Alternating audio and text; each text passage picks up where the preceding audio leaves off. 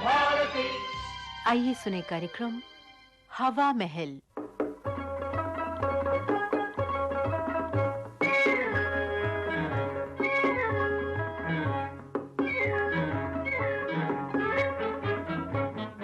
आज के हवा महल में हम आपको सुनवा रहे हैं शाहिद बदायूनी की लिखी नाटिका सीधा आदमी। निर्देशक हैं F.C. माथुर।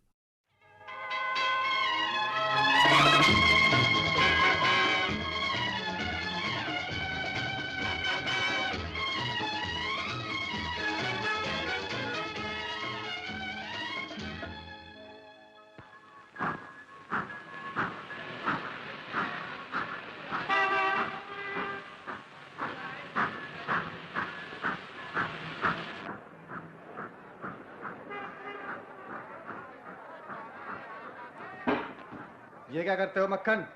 मैं पहले भी तुमसे कह चुका हूँ कि सामान इस तरह जमीन पर ना पटका करो। पानों का पिटारा है बाबूजी, कोई टूटने फूटने वाली चीज नहीं है। कुछ भी सही, ये धर पटक की आदत अच्छी नहीं। ये रेलवे माल गोदाम है, कबाड़ खाना नहीं। कभी किसी का कुछ नुकसान हो जाए तो कितनी बुरी बात है।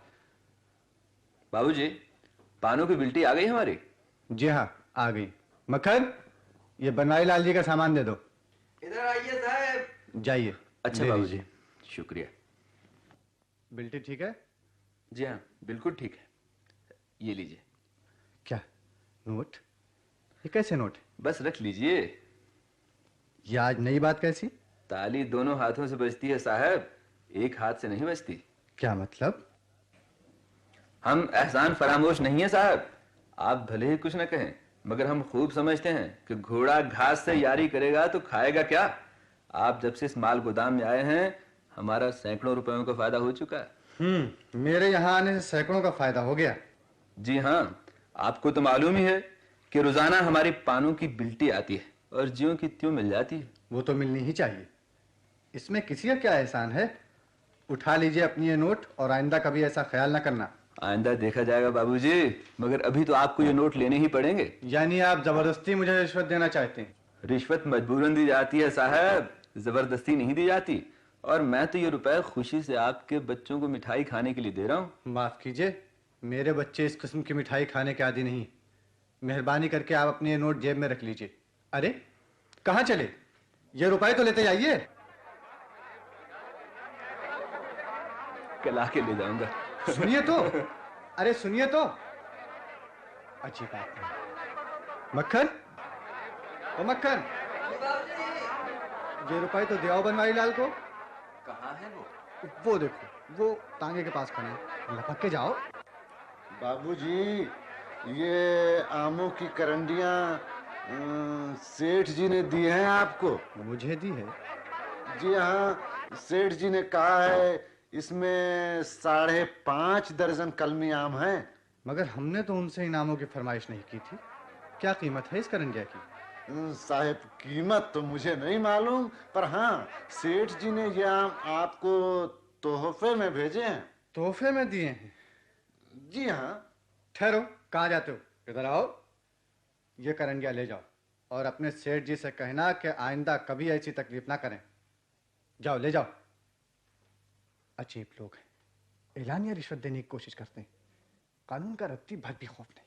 बाबूजी, बनवारी लाल ने रुपए नहीं लिए। नहीं लिए? क्या कहा? वही जो आपसे कहा था। समझ में नहीं आता ये शख्स क्या चाहता है। कुछ नहीं चाहता है साहब, बच्चों को मिठाई खाने को दे गया है। आप कबूल नहीं करते तो कल वापस कर देना। कल तक कौन इंतजार करेगा? तुम एक मैनेजर फार्म तो ले आओ। 3 बज गए साहब। ओह, अब तो मनी ऑर्डर भी नहीं हो सकेगा। क्या किया जाए?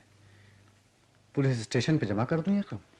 मामला लंबा चौड़ा हो जाएगा साहब। इससे तो ये अच्छा है कि आप घर जाते समय बनवारी लाल की दुकान पर जाकर उन्हें ये रुपए दे दें। हाँ, ये ठीक है, मगर मुझे उसकी दुकान नहीं मालूम। मैंने देखी है दुकान, मैं आपके साथ चला चलूंगा।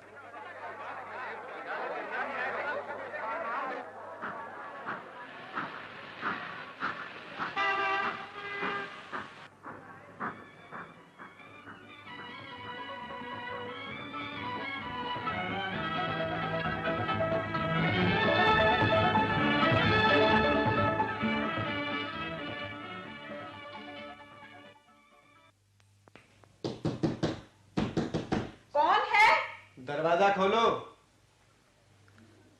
कहाँ गए थे जो इतनी रात गए आए हो? अंदर भी आने दोगी या यहीं से सब कुछ पूछ लोगी? चलिए ना, मैंने क्या रास्ता रोका है? बच्चे सो गए? शाम से इंतजार करते करते अभी सोए हैं बेचारे।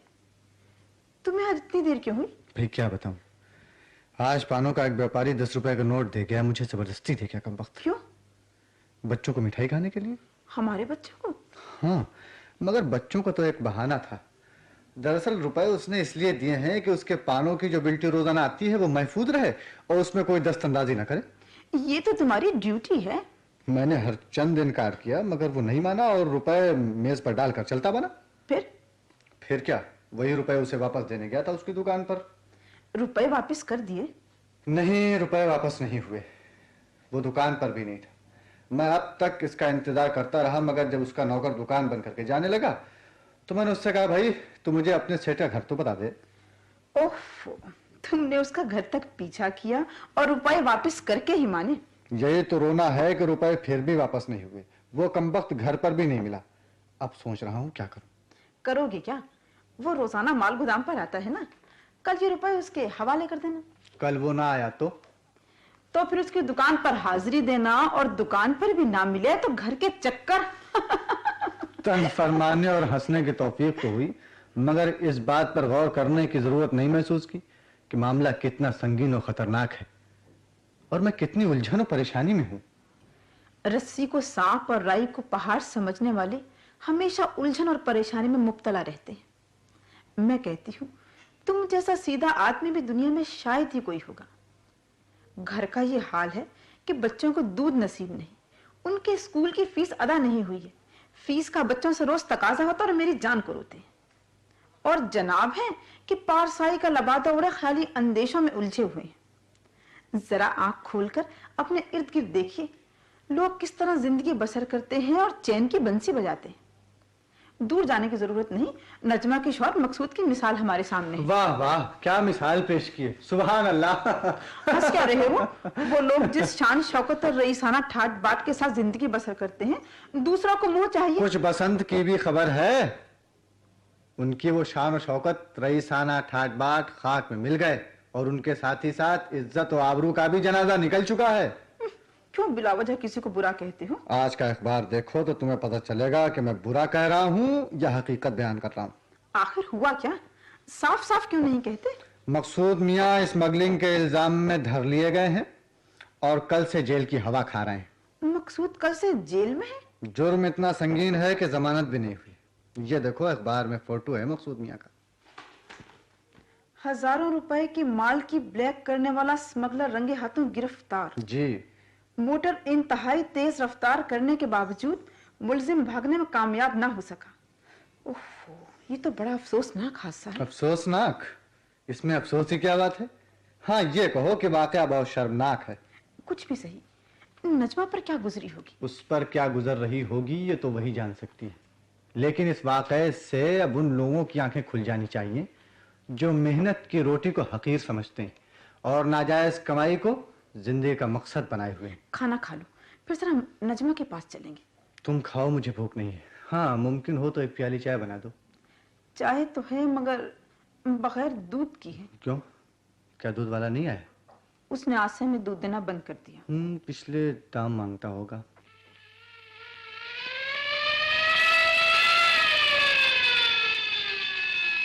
ये पुलिस की गाड़ी गश्त कर रही है। नहीं, कुछ और है। लो ये चाय। बहुत स्ट्रांग है। बच्चों ने चाय कैसे पी? उन्होंने एक एक घूंट ली और मुंह बना के वैसे ही छोड़ दी। बगैर दूध की चाय पीने की बच्चों को आदत नहीं है। रफ्ता रफ्ता आदत हो जाएगी। तुम्हारा मतलब है कि चाय के लिए भी अब उन्हें दूध नसीब नहीं होगा? कम से कम इस महीने में तो दूध मिलना मुश्किल है। बजट में गुंजाइश नहीं कि बाजार से दूध मंगाया जाए। आज 11 तारीख हो गई, तुम्हारे अब्बा जान ने भी अब तक कुछ खबर नहीं ली। अब्बा जान क्या करें, किस किस की खबर लें, किस किस की मदद करें। एक अनार 100 बीमार। 11 बेटी बेटियों का कुनबा है। कुनबे के हर फर्द को हमारी तरह उनकी मदद की जरूरत। बकौल गालिब कौन है जो नहीं है हाजतमंद, किसकी हाजत रवा करे कोई।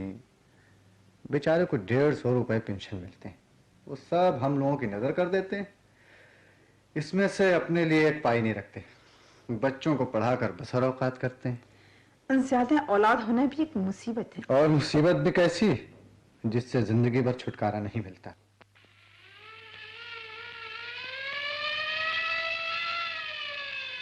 और लोगे चाहे? बस तो आप उठो, जरा नजमा के यहाँ हुआ है। भाई अभी नहीं, फिर किसी दिन चलना। फिर किसी दिन गए तो किस काम, जाने की अभी जरूरत है। बात अखबारों में आ गई है, नजमा क्या कहेगी, सुनकर भी नहीं आए। अभी उसके घर पर तलाशी वलाशी हो रही है, तुम मुझे कहाँ उस झंझट में ले जाना चाहती हो। जरा सूरत दिखा के वापस आ जाएंगे। हमारे रिश्तेदार है, कोई गैर नहीं। उससे 2 लफ्ज हमदर्दी के कहने में हमारा क्या बिगड़ जाएगा। हमदर्दी मजलूमों से होती है, मुजरिमों से नहीं। हमें सख्त अफसोस है, जबकि साबित हो गया है कि मकसूद मियां गैर कानूनी तौर पर वारे के न्यारे कर रहे थे। अब तुम ही सोचो, ऐसी हालत में झूठी हमदर्दी जताना तुम्हारे लिए किस हद तक मुनासिब है। ठीक है, रात काफी हो चुकी है, जाओ सो जाओ। मुझे तो आज शायद ही नींद आए। जी हाँ, नींद कैसे आ सकती है। पान वाले ने जेब में टाइम बम जो डाल दिया है, ना जाने वो किस वक्त फट जाए। तुम नहीं समझती हो, रिश्वत का एक पैसा भी 1000 बमों से ज्यादा तबाहकुन होता। मेरी 8 साल की सर्विस है। इस मुद्दत में मैंने हमेशा दियानतदारी और एहतियात से अपना फर्ज अंजाम दिया। लोग मुझे बेवकूफ, अहमक और सनकी कहते रहे, लेकिन मैंने इस बकवास की कभी परवाह नहीं की और ना आइंदा कभी करूंगा। मैं जानता हूं, सही रास्ते पर चलने वाले सीधे आदमी को हमेशा इन्हीं खिताबों से नवाजा गया है। अच्छा अच्छा, अभी लेक्चर खत्म करो, मैं सोती हूँ, सुबह ही उठना है। ये जेबों में क्या ढूंढ रहे हो? वो 10 रुपए का नोट जेब में नहीं है। जेब में नोट नहीं है? ऊपर की जेब में रखा था, किसी से कर्ज उधार करूंगा। तुम सो रहो और तुम? मैं तारे गिनूंगा।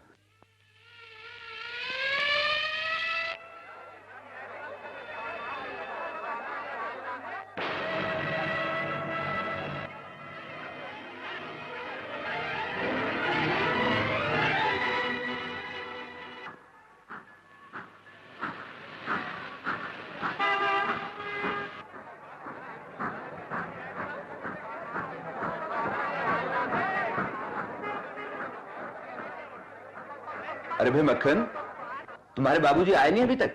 आ गए हैं, वो रहे।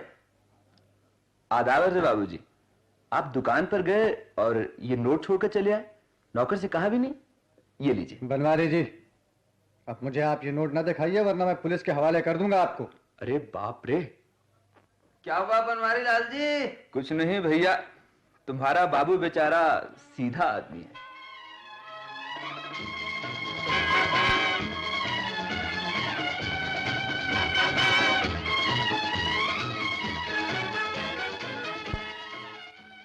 सीधा आदमी।